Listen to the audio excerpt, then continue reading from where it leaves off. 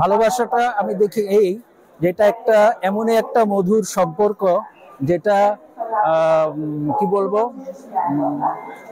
পুরুষ এবং নারীর মধ্যে একটা নির্মোহ একটা সম্পর্ক, নির্মোহ সম্পর্ক, যাতে দুজন দুজনকে ভালোবাসবে, দুজন দুজনকে অনুভব করবে এবং দুজন দুজনের জন্য ছাড় দেবে।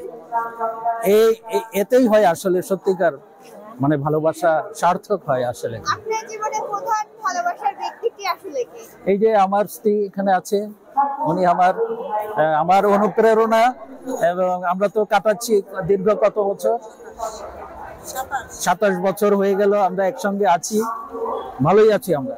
আপনাদের আর নতুন প্রজন্মের জন্য কিছু বলতে চান কিনা বা কোনো টিপস আছে কিনা? নিশ্চয়ই আছে, কারণ নতুন প্রজন্মের কাছে এইটাই আমার আশা, কারণ ওরা অনেক কিছু পারে এবং অনেক কিছু করে দেখিয়েছে যে আমরা কি করতে পারি, এটা ওরা দেখিয়েছে।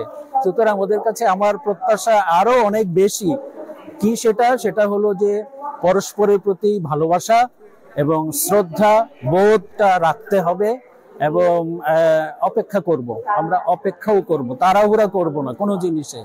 এটাকে শর্টকাটে পেতে এই করতে হবে সেটা যেন আমরা না করি, আমরা অপেক্ষা করব ভালোর জন্য, সুদিনের জন্য। বইমেলাটা ভালোই লাগছে, খারাপ লাগছে না, কারণ কি ভালোবাসা দিবস, ফাল্গুন দিবস সব মিলে একটা অন্যরকম মাত্রা পেয়েছে। হ্যাঁ, আর বইমেলাটা তো আমাদের আকাঙ্ক্ষিত, সারা বছর আমরা এই আশায় থাকি যে বই মেলায় যাব, বই কিনবো, বই দেখবো, বই পড়বো, এইটাতে আমরা থাকি, এই আর কি।